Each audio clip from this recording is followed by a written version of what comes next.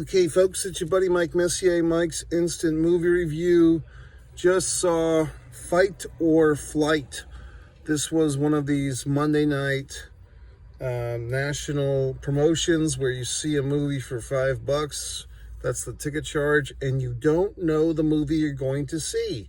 That's why it's a Mystery Monday. Now, I have typically had this experience at the AMC franchise. I've also gone to Regal a few times, and tonight I went to see this at Cinemark, which I've done once or twice before. Any theater you go to, it's fun, and of all the times I've done these mystery movies, probably 20 or 25 times at this point, only one time was I so repelled by the movie once it started, I walked out. It was some type of, dare I say, Japanese animation film. Now, I know a lot of people love Japanese animation. What's it called? Magna or Manga? I just can't get into it. Sorry. I've tried several times, but that's another story for another time. This movie, Fight or Flight, what would you call it, Mike? I guess you'd call it a thriller, plane movie, like not Plain Jane, but on a plane, on an airplane. And, we've had some good airplane movies. Die Hard comes to mind, obviously. Snakes on a Plane, which I've never seen, but I do like the title. And there's that Twilight Zone episode on the plane. What other wonderful plane movies have we seen? We've seen a lot of movies with a airplane. That's a comedy. So here we are, Fight or Flight. The movie starts off with a bang where we're kind of thrown into this crazy fight scene on an airplane. There's people getting hurled into space from the plane. There's fights and craziness, and a woman comes in with a chainsaw, a young woman who's dressed as a stewardess. And so we don't know what's going on. And then it says 12 hours earlier, and we're in some fucking command center, which basically looks like an anti-terrorist control center or some type of government agency where they monitor, and they're looking for someone they call the Ghost, which we think of the Ghost as some bad guy, and we discover later on that the bad guy is actually a good guy, the Ghost. So we get into this movie, and the whistle fuck that was on Community, that had, as a character, not as the actor, but a relationship with the sarcastic girl. Who's the girl that everybody likes? Aubrey. Is it Audrey or Aubrey Plaza? Everybody loves her because she's so witty and sarcastic. So the character dude that was fornicating with her, the guy that shined your shoes, and then he lost weight, and now he's a big movie star. And he's basically playing a role that if this had been 30 or 40 years ago, I think would have been better served by a gentleman named Bruce Willis. Now, unfortunately, Bruce Willis is having health issues. He's in no shape to perform. But I'm just saying, in a magical world, I would have replaced the cast that we had, the two leads, with, Bruce Willis and, say, Elizabeth Hurley. Okay? That would have been nice. Instead, we get this guy, the fat guy from Community, who's no longer fat. And it's not Aubrey Plaza. That would have been interesting if they cast her and had a little reunion. But we get this young actress who's kind of in the background at the beginning of the thing, and then she becomes in the foreground. Spoiler, lo and fucking behold, one of the stewardesses on the airplane is actually the Ghost. And the plane is full of people that want to kill the Ghost. Henchmen and assassins. And basically, from what I understand, I didn't follow most of this shit, but I kind of got it. I think the idea was the Ghost is like a Robin Hood of stuff. The Ghost blows up buildings that have slave labor, I guess, hopefully not killing the people. But the Ghost does all these radical acts of violence or terrorism, but only against the bad guys. So kind of a Robin Hood. And they all think it's some middle-aged man, but it's not. It's a 25-year-old female, okay? And that's it. So the big reveal for our lead guy, the community guy, is, oh my God, I thought I was looking for some average white guy, but it's this attractive, cute Indian, shall we say, like real Indian young lady. And I mean, kind of in a pervy way, he's like, how old are you, 16? And then by the end of the movie, they kind of have a romance. So it's like, well, dude, if you thought she was 16, why are you being so romantic? Okay. So, but she's actually 25. She says that. Back to the movie. This movie does one thing exceedingly well, and that's these rambunctious, wild, wacky fight scenes. This is the movie's greatest strength, and perhaps its only strength, and perhaps its greatest weakness, because the movie relies too goddamn much on all these fight scenes. And after a while, they get to be boring, okay? And it's like, oh my God, a fight scene, and somebody gets their arm twisted backwards and smashed, and so their limb gets like a compound fracture, and then somebody punches someone in the face, and then someone gets something stuck in their eye, and then somebody says something witty, and then kicks somebody in the belly. The bad guy or the good guy gets stabbed in the stomach, but no vital organs ever get hit with the good guy. I mean, that's another thing with this movie, like many movies.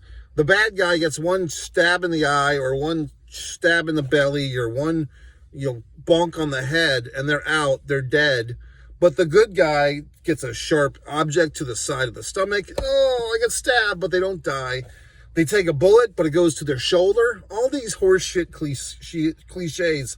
The heroes in these movies, and these are not superheroes, but the good guys always seem to, take a lot of wounds, but never seem to die. And yet the bad guys get one fatal blow to their fucking head and they're gone. I know it's a movie. I get it. If you've seen any of my Mike's Instant Movie reviews, you know my whole issue with a line of dialogue that's very prevalent in many of these modern day films. And I have a fun little game where I go to the movies and I just sit on the edge of my seat and I wait for that cliche horse shit line of a dialogue that most movies have, and it's, are you okay? One asshole character will say to the other asshole character who's suffering some type of physical ailment or some type of mental ailment, and they'll say, are you okay? And that gives the other character a reason to kvetch about their problems. The all-time record for this line was the Mission Impossible movie from 2 or 3 summers ago. Tom Cruise, his character was asking all these female characters over and over again, are you okay? So when you go to the movies, folks, just look for that line of dialogue. Are you okay? Yes, and some asshole commenter here on YouTube once said, well, gee whiz, Mike, it's kind of a normal thing to say to somebody. And it's like, yes, but there's other ways you could get that message across, okay? Also, there's a line of dialogue in this film that's kind of becoming the new Are You Okay? But it's actually the old Are You Okay? Because this has been on television for maybe 15 or 20 years, and it's kind of a millennial fuck thing. It's, wait, what? And basically, if you ever, like The Community or The fucking Office or whatever the fuck, I mean, you can imagine Pam saying that to fucking the tall guy, Jim. Wait, what? And wait, what has become, a little thing. It's a kind of a millennial thing, like some type of information confuses them, or it's unexpected information or a bizarre scenario, and the person registers and they're about to go along with it. Wait, what? And then the first asshole, has to explain to the second asshole what the fuck's going on. So the wait, what, and the are you okay? These are horse shit lines of dialogue. So if any potential screenwriters are out there, go to your little scripts and put a find in your final draft, okay? And put wait, what, and put are you okay? And if you find these things in your screenplay, please erase them, delete. Okay, so let's get back to this movie. All these goddamned fight scenes, community guy. I mean, I get it. Now you're an action star, okay, asshole? You lost 30 pounds, and now you're an ass-kicking action star. Fine, but it's so redundant, as in too many. And after a while, we get the point. Someone's going to get stabbed in the eye. Someone's going to get their arm bent backwards. Someone's going to get their knee popped out of its socket. And we're going to have a gunshot in the airplane. And even his character says early in, like when we get the first gunshot in the movie, in the airplane, hey, you could have blown up the whole plane with a gunshot. Yet we have a dozen or more gunshots by the end of this film. Then there's like more good guys coming out of the woodwork, like these Asian women, with the robes and everything. And it looks, what's the Japanese, Kawazuwa with the fucking tattoos, like the Japanese mafia, looks like they're coming out of the woodwork. All these things. There was one thing that pissed me off. This character, who's kind of like a dude wearing like a turban, he suspected that the fucking stewardess was the ghost, and he goes to like kill her, but she's given him coffee and poisoned him. So if he suspected her of being the ghost, why would he drink the coffee that she served him? I mean, what the fuck? Was he thinking, I guess the logic is he suspected her of being the ghost, but he didn't think that she thought he knew that she was the ghost. So he felt safe drinking the coffee from the ghost, even though he was about to go kill her.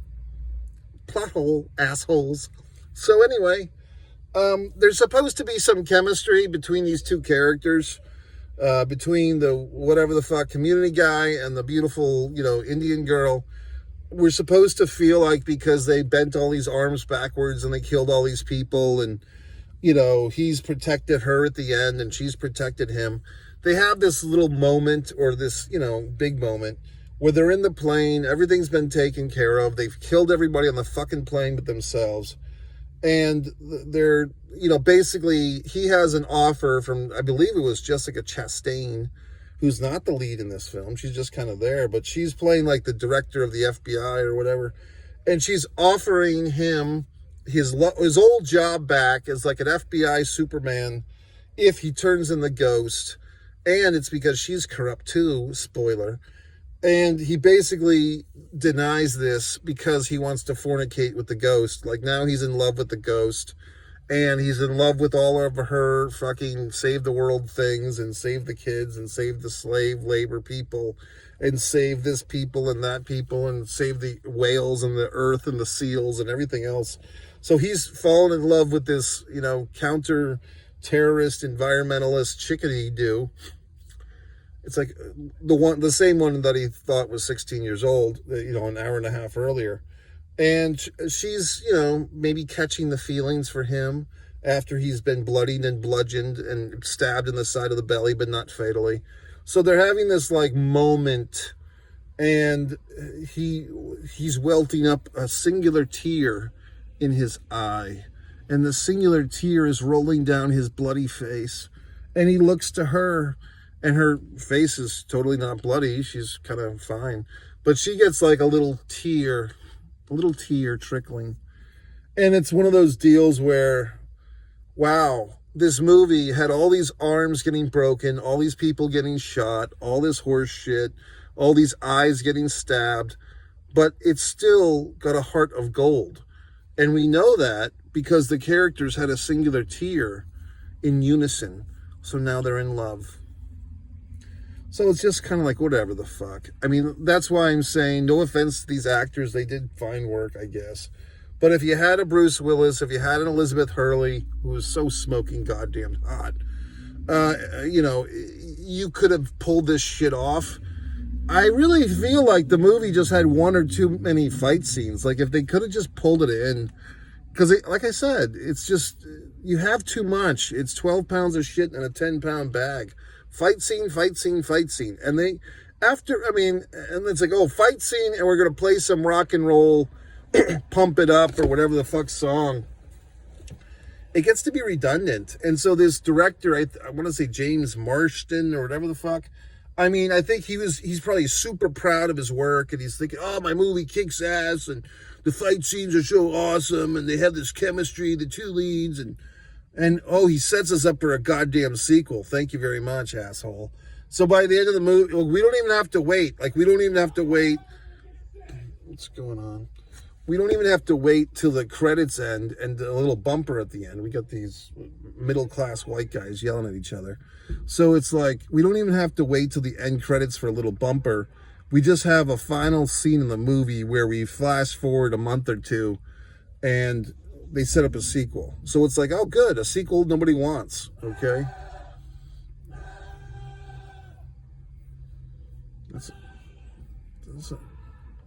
What's with these people? I mean, that's what I'm dealing with in society. And this is a nice neighborhood, and just some asshole screaming. Luckily, I can stab him in the belly and not kill him. Or I'll just conk him on top of his head with my little flashlight and put him into la-la land. I mean, that's what I'm dealing with, okay? So, anyway, folks, should you go see this movie? Should you go not? I feel like it's...